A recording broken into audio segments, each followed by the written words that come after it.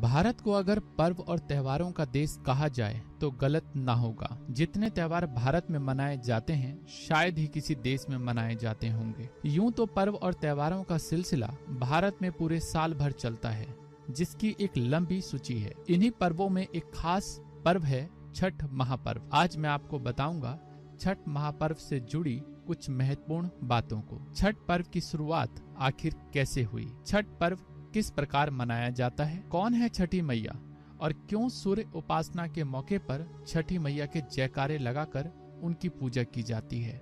Hello friends, मैं हूं आदर्श और आप देख रहे हैं एक्सपर्ट मोटिवेशन। अगर अब तक आपने हमारे चैनल को सब्सक्राइब नहीं किया है तो वीडियो के नीचे सब्सक्राइब बटन पर क्लिक कर सब्सक्राइब जरूर कीजिए ताकि आपको हमारे द्वारा नई वीडियो की जानकारी मिल सके। तो आइए जानते हैं। भारत एक ऐसा देश है जिसको त्योहारों की भूमि कहा जाता है।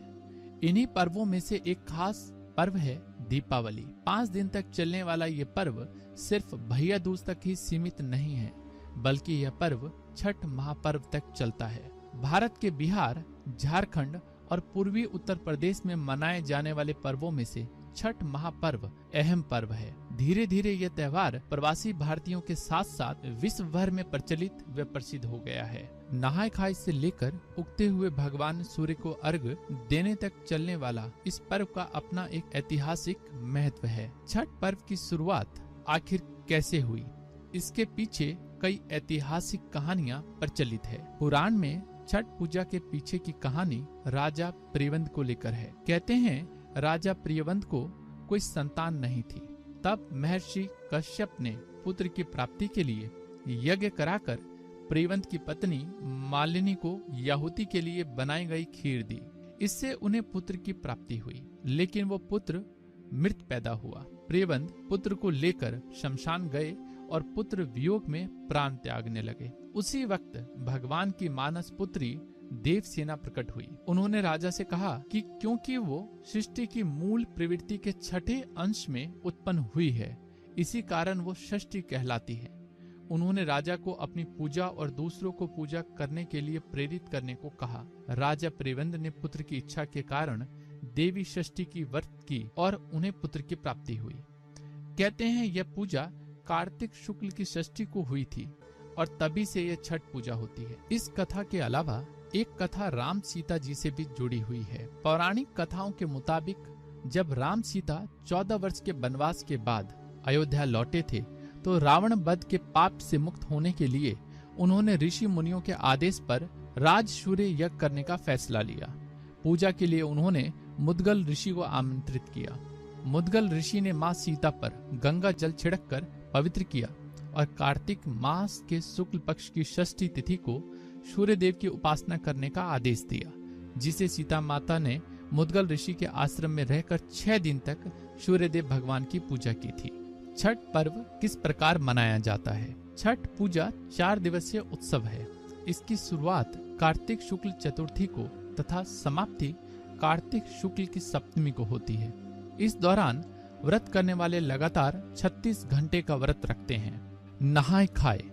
पहला दिन कार्तिक शुक्ल चतुर्थी नहाय खाय के रूप में मनाया जाता है। सबसे पहले घर की सफाई कर उसे पवित्र बना लिया जाता है। इसके पश्चात छठवर्ती स्नान कर पवित्र तरीके से बने शुद्ध शाकाहारी भोजन ग्रहण कर व्रत की शुरुआत करते हैं। घर के सभी सदस्य व्रती के भोजनोपरांत ही भोजन ग्रहण करते हैं। भोजन के रूप में कद्दू दाल और चावल ग्रहण किया जाता है। यह दाल चने की होती है। खरना और लोहंडा। दूसरे दिन कार्तिक शुक्ल पंचमी को व्रतधारी दिन भर का उपवास रखने के बाद शाम को भोजन करते हैं। इसे खरना कहा जाता है। खरना का प्रसाद लेने के लिए आसपास के सभी लोगों को आमंत्रित किया जाता है। प्रसाद के रूप में गन्ने के रस में बने हुए चावल की खीर के साथ दूध, चावल का पिट्ठा और घी चुपड़ी रोटी बनाई जाती है। इसमें नमक या चीनी का उपयोग नहीं किया जाता। इस दौरान पूरे घर की स्वच्छता पर विशेष ध्यान दिया जाता है। संध्या अर्घ। तीसरे दिन कार्तिक शुक्ल षष्ठी को दिन में छठ प्रसाद बनाया जाता है। जिस तरह से सैकड़ों साल पहले यह पर्व मनाया जाता था, वही तरीका आज भी है। इस पर्व के लिए जो प्रसाद होता है वह घर में तैयार किया जाता है। ठेकुआ और कसार के अलावा और भी जो पकवान बनाए जाते हैं वे खुद व्रत करने वाले या उनके परिजन पूरी सफाई का ख्याल रखते हुए घरों में ही तैयार करते हैं। ठेकुआ गुड़ और आटे से तैयार होता है, वहीं कसार चावल के आटे से और गुड़ से तैयार होता है। इसके अलावा इस पूजा में फलों और सब्जियों का खास महत्व है। छठ के लिए इस्तेमाल होने वाले बर्तन या तो बांस के बने होते हैं या किसी मिट्टी के। ये तमाम चीजें इको फ्रेंडली हैं। शाम को पूरी तैयारी और व्यवस्था कर बांस की टोकरी में अर्घ्य का सूप सजाया जाता है और व्रती के साथ परिवार तथा पड़ोस के सारे लोग सूर्य को अर्घ्य देने घाट की ओर चल पड़ते हैं। सभी छठव्रती एक नियत तालाब या नदी के किनारे इकट्ठा होकर सामूहिक रूप से अर्घ्य दान संपन्न करते हैं। सूर्य को जल और दूध का अर्घ्य दिया जाता है तथा छठी मैया की प्रसाद भरे सूप से पूजा की जाती है। इस दौरान कुछ घंटे के लिए मेले का दृश्य बन जाता है। उषा अर्घ्य। चौथे दिन कार्तिक शुक्ल सप्तमी की सुबह उगते हुए सूर्य को अर्घ्य दिया जाता है। व्रती वहीं पुनः इकट्ठा होते हैं जहां उन्होंने शाम को अर्घ्य दिया था। पुनः पिछले शाम की प्रक्रिया की पुनरावृत्ति होती है। अंत में व्रती कच्चे दूध का शरबत पीकर तथा थोड़ा प्रसाद खाकर व्रत पूरा करते हैं। कौन है छठी मैया और क्यों सूर्य उपासना के मौके पर छठी मैया के जयकारे लगाकर उनकी पूजा की जाती है? वेदों के मुताबिक छठी मैया को उषा देवी के नाम से भी जाना जाता है। छठी मैया के बारे में कहा जाता है कि छठी मैया सूर्य देव की बहन है। उनकी पूजा करने से और उनके गीत गाने से सूर्य भगवान प्रसन्न होते हैं और सभी मनोकामनाएं पूरी होती हैं।